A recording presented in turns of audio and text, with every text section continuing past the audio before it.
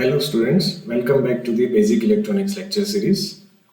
Today we want to discuss about how a diode can be checked practically in a laboratory, or you can say how you can troubleshoot whether diode is working properly or not. So let's go to the contents of today's lecture. As you can see on the screen, our title of the lecture is Diode Troubleshooting, or you can say measurement. So to start with, how can you check a diode?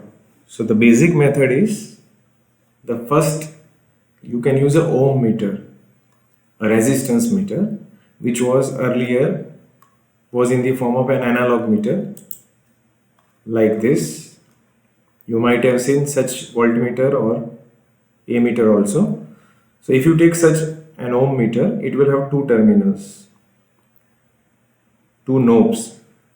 So if you connect those two knobs on two terminals of diode, whether anode or cathode, you can check whether the diode is in forward bias or reverse bias. So how can we do it? Let's see.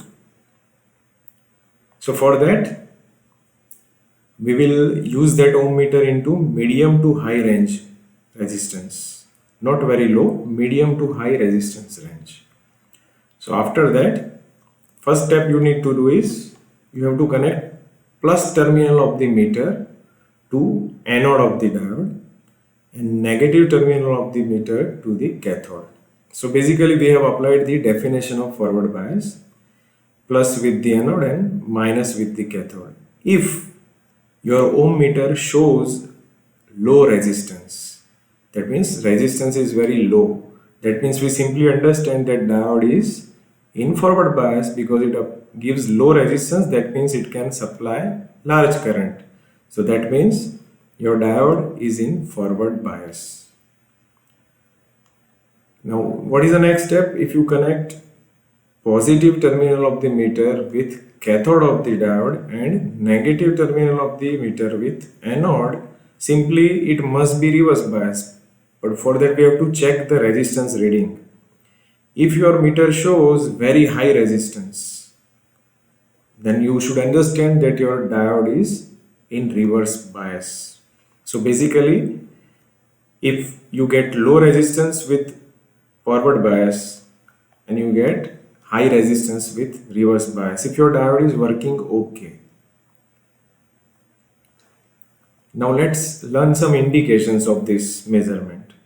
Suppose you did those two steps, and suppose your diode shows low resistance in both the directions. That means you change the terminal plus minus to anode cathode and you measure the resistance in both the directions, forward as well as reverse. And if your diode shows low resistance in both the directions, that means there must be some trouble. And what is that trouble?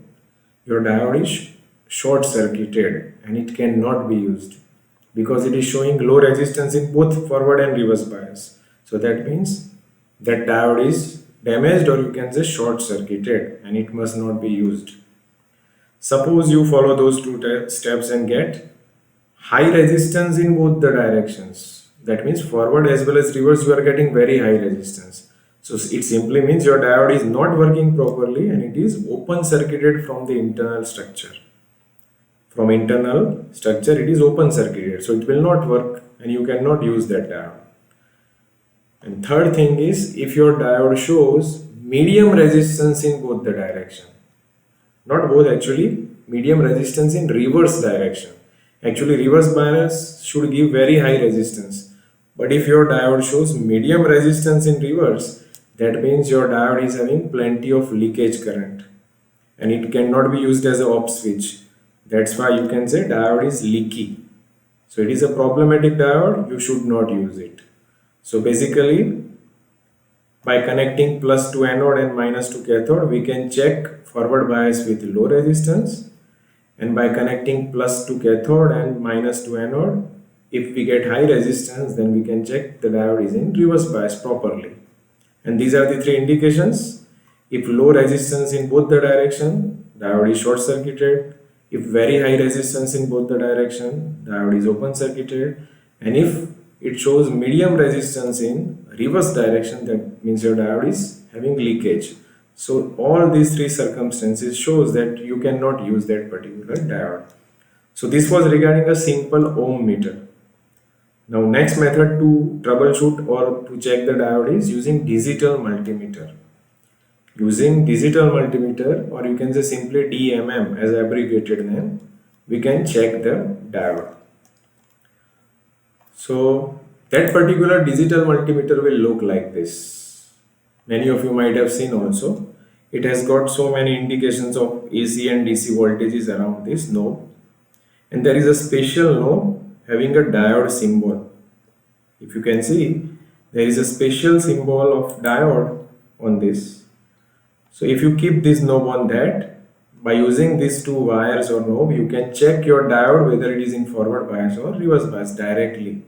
So now let's see how can you do this. First of all, you will put this knob on this, and then after, what is the procedure? So every digital multimeter provides a special symbol, that is a diode symbol on the meter to check the diode. So when we use this digital multimeter, you have to keep that knob on diode symbol. At that time, what the meter will do?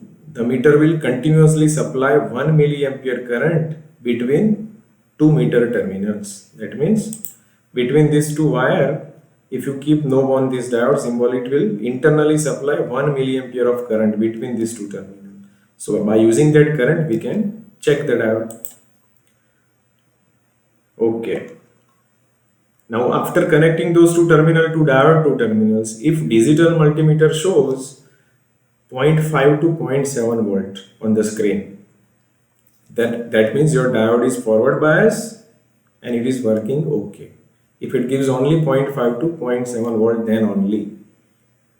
If your digital multimeter shows over range, OL or simply 1, that means your diode is in reverse bias and it is having very high resistance. So these are the two indications using digital multimeter symbol of diode. If your meter shows 0.5 to 0.7 volt, it is in forward bias and working okay. If digital multimeter shows OL or 1, it is in reverse bias and it is also working okay.